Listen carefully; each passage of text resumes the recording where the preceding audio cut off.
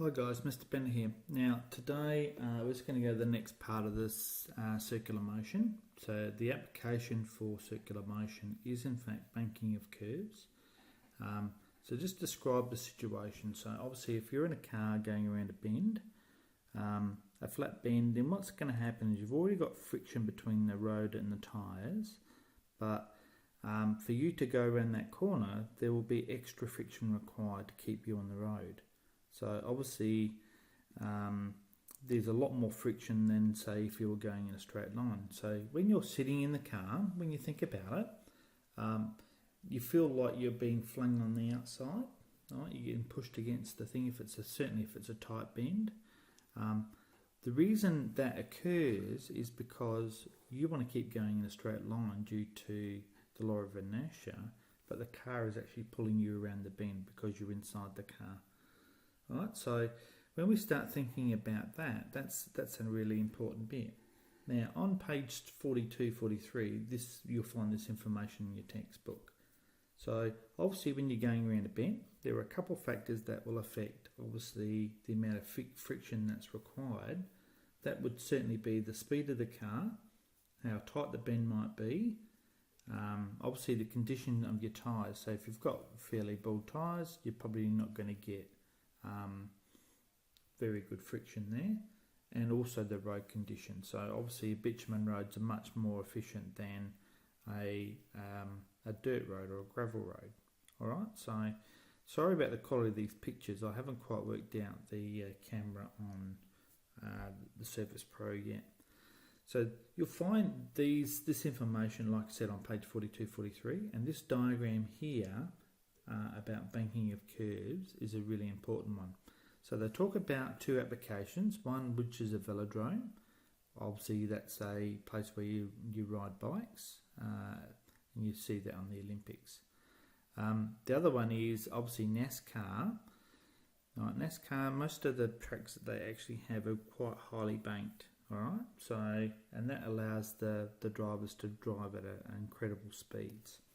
Alright, so let's just go through the bit that you need to know for the topic. Alright, so the first thing over here is we call this thing here the normal force. Alright, so that's the normal force. That's my angle for my banking. Now, if you did the geometry, this would also be the angle there, theta, the same angle. So that's a banking angle. Now, obviously, if you use some trigonometry and so on, you'll work out that this has to be Fn cosine theta, and this over here has to be Fn sine theta. Alright, so that's the vertical and the horizontal components of the normal force due to the banking of the curve. Alright, so I'll keep doing that.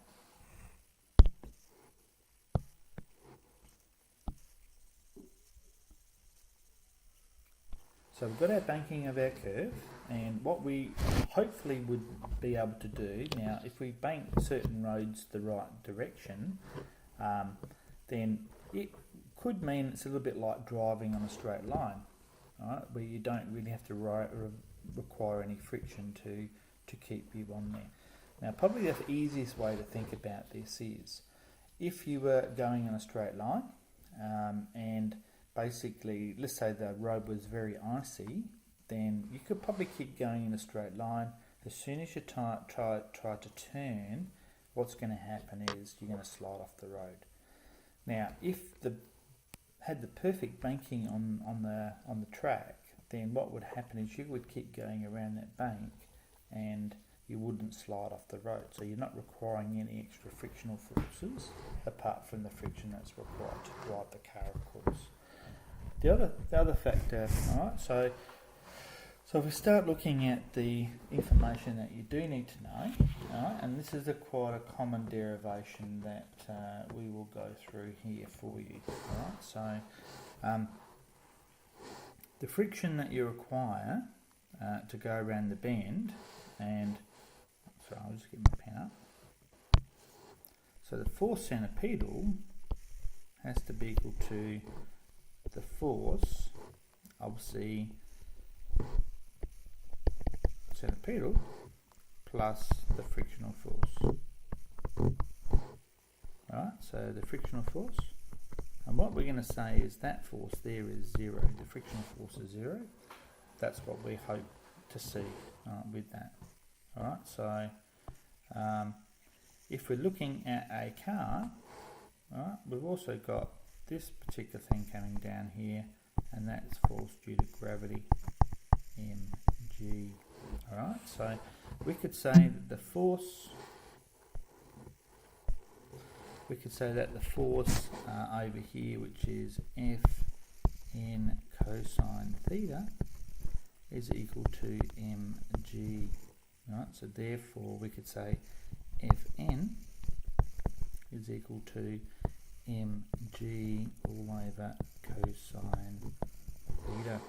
Alright, so keeping over here the fact that we're saying the frictional force is going to be 0. Alright, so that really just goes out. Alright, so then we've got our force centripetal, which we know is mv squared on r. That's equal to our Fn, which we just worked out above, is equal to mg all over cosine theta times by sine theta. Right, now if you obviously rewrite this a bit, now we've got the mass on both sides, we can cancel that out. Right, and then we've got v squared on r is equal to g. I'm going to write it slightly differently. Sine theta all over cosine theta, and hopefully you recognise this bit here as being equal to tan theta. Alright, so if we look at that scenario, we can have v squared r. I'm going to bring the g across the other side so it goes to the bottom, and that's equal to tan theta. Alright, it's a really important formula. Alright, so in terms of what we have here, now obviously g is equal to gravity, and we know that's a constant value. So the three things that we need to consider here that might be things that might vary: the speed of the track might around the bend might change, the radius might change, and the angle theta might change. Right, so when we start doing some questions here, right, what you'll be seeing is that you'll do questions for when theta changes. You'll be given theta, you'll be given v, and you'll be given r. So what will happen is you'll get two of those given to you, and you have to find the third one. Alright, so that's the concept of the video.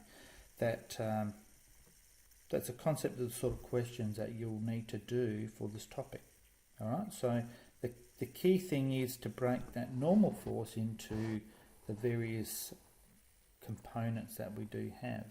Obviously, the centripetal force and the normal force over here, in terms of the horizontal direction, have to be equal for that to actually work. And now we're saying is, if we're not relying on any frictional force, then we can actually work out that. So this is a topic that you might even want to do an investigation on, right? A practical investigation on that, and do a practical based on that, and proving this particular formula works. Alright, so on the Padlet, I've actually put some videos that look at some very simple applications about looking at the banking curve scenario. So, you know, you have things like, you know, people do that, the sphere of death, where they ride motorcycles in there.